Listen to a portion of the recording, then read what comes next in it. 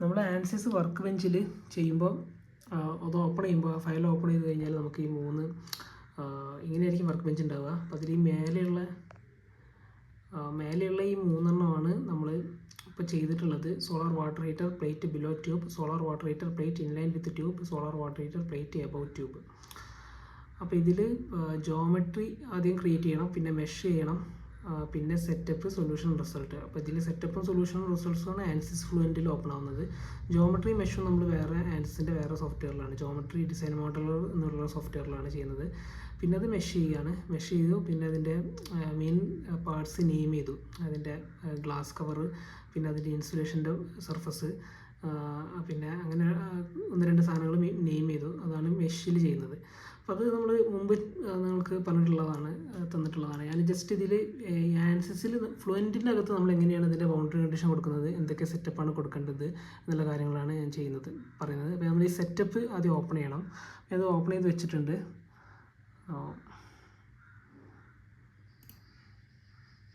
Okay, ഇതിൻ്റെ setup open ചെയ്യാം.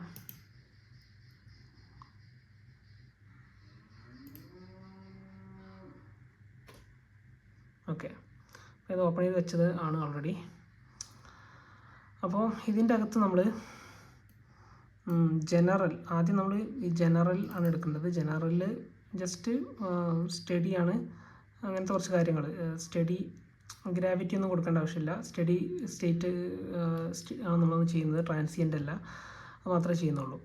Okay, പിന്നെ മോഡൽസിൽ നമ്മൾ എനർജി ഇക്വേഷൻ ഓൺ കൊടുക്കണം. പിന്നെ വിസ്കസ് നമ്മൾ SST K ഒമേഗ എന്നുള്ള മോഡലാണ്. വിസ്കസിൻ്റെ അകത്ത് നമ്മൾ K ഒമേഗ എടുക്കുക മോഡൽ, അതായത് വിസ്കസ് മോഡൽ ഏതാണെന്നുള്ളത്. അപ്പോൾ ഫ്ലോ ലാമിന ടർബുലൻ്റ് ആയതുകൊണ്ട് K ഒമേഗ മോഡൽ, അതിൽ തന്നെ SST. ഇത് കുറച്ചും കൂടെ ഈ ടർബുലൻ്റ് ഫ്ലോ ആക്യുറേറ്റ് ആയിട്ട് ചെയ്യാനുള്ള മോഡലാണ്. പിന്നെ നമ്മൾ വേറെ റേഡിയേഷനൊന്നും കൊടുക്കുന്നില്ല, കാരണം റേഡിയേഷൻ വരുന്നുണ്ട്. സോളാർ റേഡിയേഷനെ വെച്ചിട്ടാണ് ഇത് വർക്ക് ചെയ്യുന്നത്. പക്ഷെ നമ്മൾ സോളാർ റേഡിയേഷൻ അതിൻ്റെ ഗ്ലാസ് കവറിൽ കൊടുക്കുന്നതിന് പകരം ആ ഗ്ലാസ് കവറിൽ സോളാർ റേഡിയേഷൻ കാരണം എത്ര ഹീറ്റ് അബ്സോർബ് ചെയ്യുന്നുണ്ട്, ആ അബ്സോർബ് ചെയ്യുന്ന ഹീറ്റ് കാൽക്കുലേറ്റ് ചെയ്തിട്ട് അത് നമ്മൾ ഹീറ്റ് ജനറേഷനിൽ കൊടുക്കുകയാണ് ചെയ്യുന്നത് സോളാർ ഗ്ലാസ് കവറിൽ.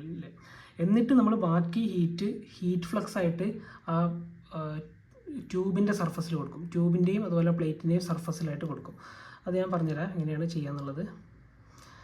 നമ്മൾ ഈ മോഡൽസിൽ ഇത്രയും കാര്യങ്ങൾ കൊടുക്കുന്നുള്ളൂ. പിന്നെ മെറ്റീരിയൽസ് നമ്മൾ ഏതൊക്കെ മെറ്റീരിയലാണെന്നുള്ളത് ചൂസ് ചെയ്യാണ്. അപ്പോൾ നമ്മളിവിടെ ഫ്ലൂയിഡ് മെറ്റീരിയലായിട്ട് എയറും ലിക്വിഡ് വാട്ടറും സെലക്ട് ചെയ്യണം. അതൊക്കെ ഫ്ലുവൻറ്റ് ഡാറ്റാബേസിലുണ്ട്, അത് സെലക്ട് ചെയ്യുക. പിന്നെ സോളിഡ് മെറ്റീരിയലായിട്ട് അലൂമിനിയം, ഗ്ലാസ്, മിനറൽ വൂള്, ഇത് മൂന്നാണ് നമുക്ക് സോളിഡ് മെറ്റീരിയലായിട്ട് വേണ്ടത്. പിന്നെ സെൽസോൺ കണ്ടീഷനിൽ നമ്മൾ ഓരോന്നിനും അസൈൻ ചെയ്യണം മെറ്റീരിയലിൽ.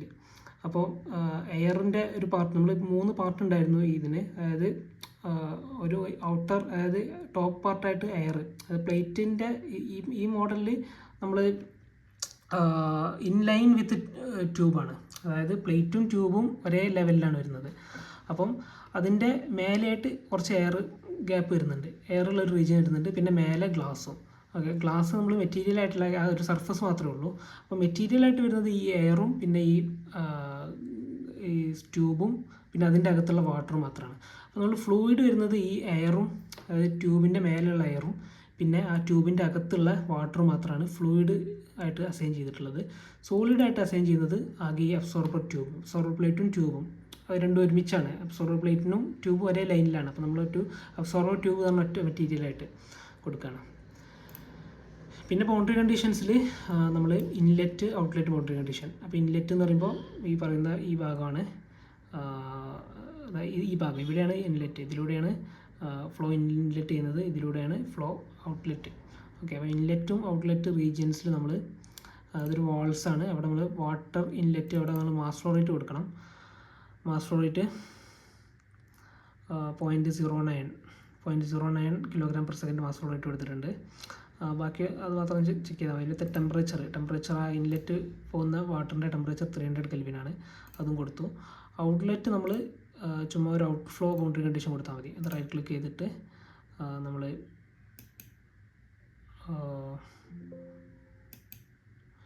ടൈപ്പ് എന്നുള്ളടത്ത് ഔട്ട് ഫ്ലോ ചൂസ് ചെയ്യുക. ഔട്ട്ഫ്ലോ ബൗണ്ടറി കണ്ടീഷനാണ്. അപ്പോൾ അതിൽ വേറെ കാര്യങ്ങളൊന്നും കൊടുക്കേണ്ട ആവശ്യമില്ല. പിന്നെ വാളിലാണ് കൊടുക്കേണ്ടത്. വാൾ നമ്മൾ ഗ്ലാസ് കവർ, അതിൻ്റെ ഔട്ടർ മേലെയുള്ള ഗ്ലാസ് കവറിൻ്റെ വാള്, അവിടെ നമ്മളവിടെ റേഡിയേഷൻ ഫോളോ ചെയ്യുന്നതായിട്ട് കൊടുക്കണ്ട.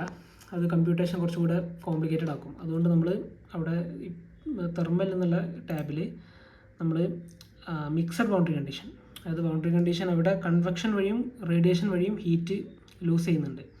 ഓക്കെ, അപ്പോൾ ആ സർഫസിൽ നിന്ന് ഹീറ്റ് ലൂസ് ചെയ്യുന്നുണ്ട് കൺവെക്ഷൻ വഴിയും റേഡിയേഷൻ വഴിയും. അപ്പോൾ അതുകൊണ്ട് കൺവെക്ഷൻ വഴി ഹീറ്റ് ലൂസ് ചെയ്യുമ്പോൾ അതിൻ്റെ ഹീറ്റ് ട്രാൻസ്ഫർ കോഎഫിഷ്യൻറ്റും പിന്നെ അറ്റ്മോസ്ഫിയറിക് ടെമ്പറേച്ചറും കൊടുക്കുക 300 കെൽവിൻ, ഹീറ്റ് ട്രാൻസ്ഫർ കോഎഫിഷ്യൻറ്റ് 15. പിന്നെ റേഡിയേഷൻ വഴി ഹീറ്റ് ലൂസ് ചെയ്യുന്നത് കാൽക്കുലേറ്റ് ചെയ്യാൻ വേണ്ടിയിട്ട് ആ ഗ്ലാസ് കവറിൻ്റെ എമിസിവിറ്റി കൊടുക്കുക. എക്സ്റ്റേണൽ എമിസിവിറ്റി 0.9 കൊടുത്തു.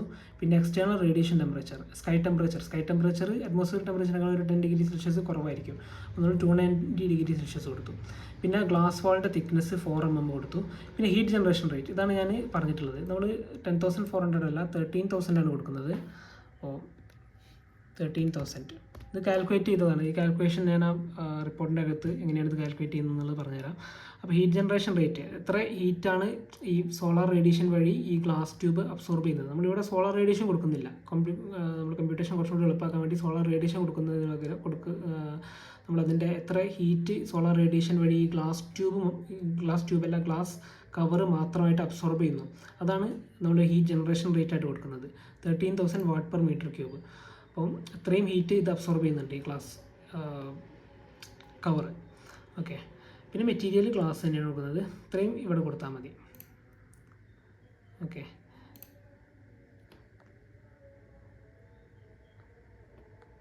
പിന്നെ ഈ ഇൻസുലേഷൻ 2 ഇൻസുലേഷൻ അബ്സോർബർ ട്യൂബായിട്ട് കോൺടാക്ട് ചെയ്യുന്ന ഇൻസുലേഷനും പിന്നെ എയറുമായിട്ട് കോൺടാക്ട് ചെയ്യുന്ന ഇൻസുലേഷനും, അത് രണ്ടും നമ്മൾ സെയിം സാധനം തന്നെ കൊടുക്കേണ്ടത്.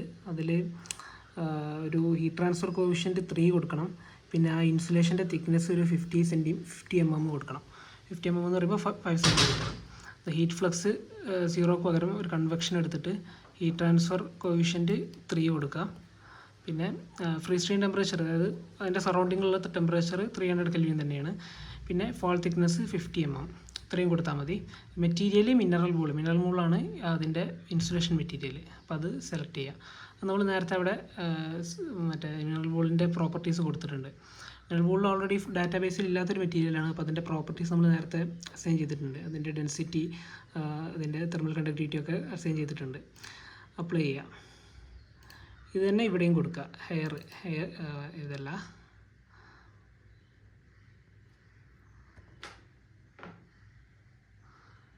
എയറുമായിട്ട് കോൺടാക്ട് വരുന്ന ഇൻസുലേഷൻ പാർട്ട്.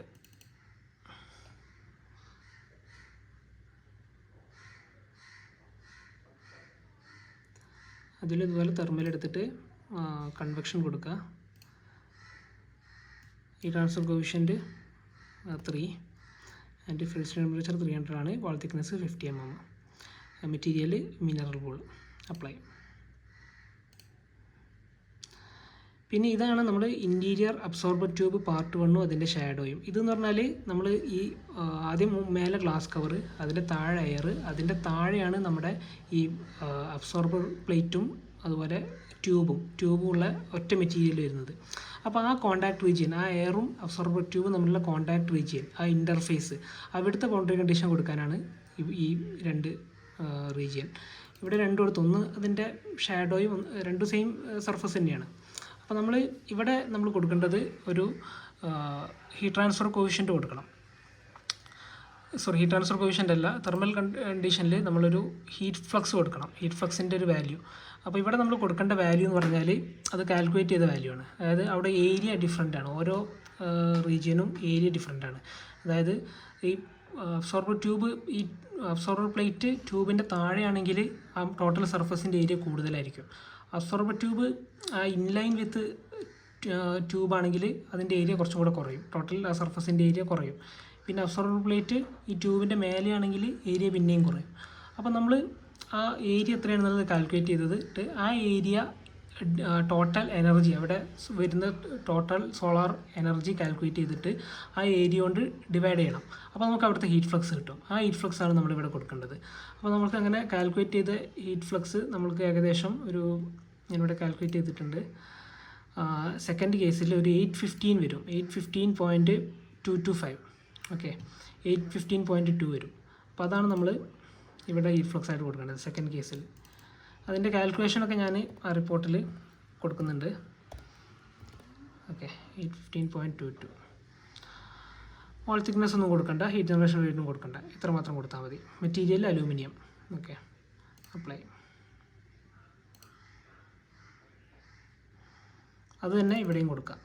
ഇവിടെ ഓട്ടോമാറ്റിക് വരും. അതിൻ്റെ ഷാഡോ ആയതുകൊണ്ട് നമ്മൾ അവിടെ കൊടുത്ത വാല്യൂ തന്നെ ഇവിടെ വരേണ്ടതാണ്. വന്നിട്ടില്ലെങ്കിൽ നമ്മൾ കൊടുക്കുക. ഓക്കെ, നമ്മൾ നേരത്തെ കൊടുത്ത വാല്യൂ തന്നെയാണ് മാറ്റുക. 815 അല്ല 815.22.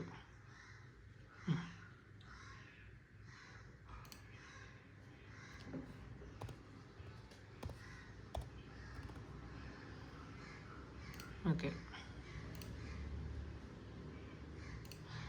പിന്നെ ഇത് അബ്സോർബർ ട്യൂബും ഈ രണ്ട് സർഫസ് എന്ന് പറയുന്നത് ആ ട്യൂബും അതിൻ്റെ അകത്തുള്ള വാട്ടറും അതും തമ്മിൽ കോണ്ടാക്റ്റ് വരുന്ന സർഫസാണ്.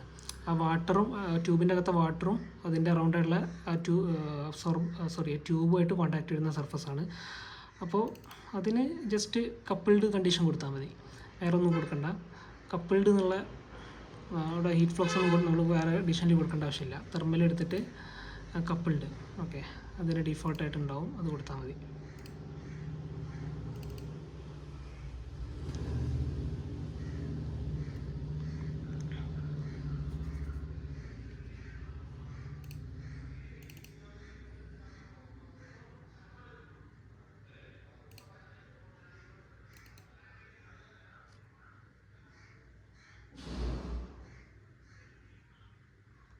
കപ്പിൾഡ്. ഓക്കെ, ഇനി താഴെ മെത്തേഡ്സ് എടുക്കുക, സൊല്യൂഷൻ മെത്തേഡ്സ്. അപ്പോൾ ഇതിൽ ഡീഫോൾട്ടായിട്ട് സ്കീം കപ്പിൾഡ് ആയിരിക്കും. പിന്നെ എല്ലാം സെക്കൻഡ് ഓർഡർ അപ്പിൻ്റെ കൊടുക്കുക. Momentum, turbulent kinetic energy, specific dissipation rate, എല്ലാം സെക്കൻഡ് ഓർഡർ അപ്പിൻ്റെ കൊടുക്കുക. എനർജി എല്ലാം second order. Pseudo time method on കൊടുക്കുക, ഗ്ലോബൽ ടൈം സ്റ്റെപ്പ് കൊടുക്കുക. Okay, coupled. അതിനുശേഷം നമുക്ക് ഇനീഷ്യലൈസ് ചെയ്യാം. Standard initialization compute from all zones കൊടുക്കുക, ഇനീഷ്യലൈസ് കൊടുക്കുക. അത് ഇനീഷ്യലൈസ് ചെയ്ത് എന്തെങ്കിലും കൊടുത്തതിൽ എറർ ഉണ്ടെങ്കിൽ ഇവിടെ കൺസോളിൽ കാണിക്കും.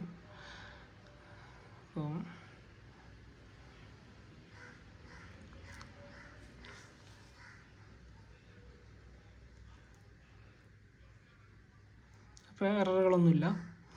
നമുക്ക് റൺ കൊടുക്കാം, റൺ കാൽക്കുലേഷൻ കൊടുക്കാം. നമ്പർ ഓഫ് ഇറ്ററേഷൻസ് ഒരു 500 കൊടുത്താൽ 500 വേണ്ട, ഒരു 100 താഴെ ഇറ്ററേഷനിൽ തന്നെ അത് കൺവേർജ് ആവും. കാൽക്കുലേറ്റ് കൊടുക്കാം. ഓക്കെ, ഇതിപ്പോൾ നമ്മൾ റേഡിയേഷനൊക്കെ സിംപ്ലിഫൈ ചെയ്തതുകൊണ്ടാണ് ഫാസ്റ്റായിട്ട് ഇത് കൺവേർജ് ആവും.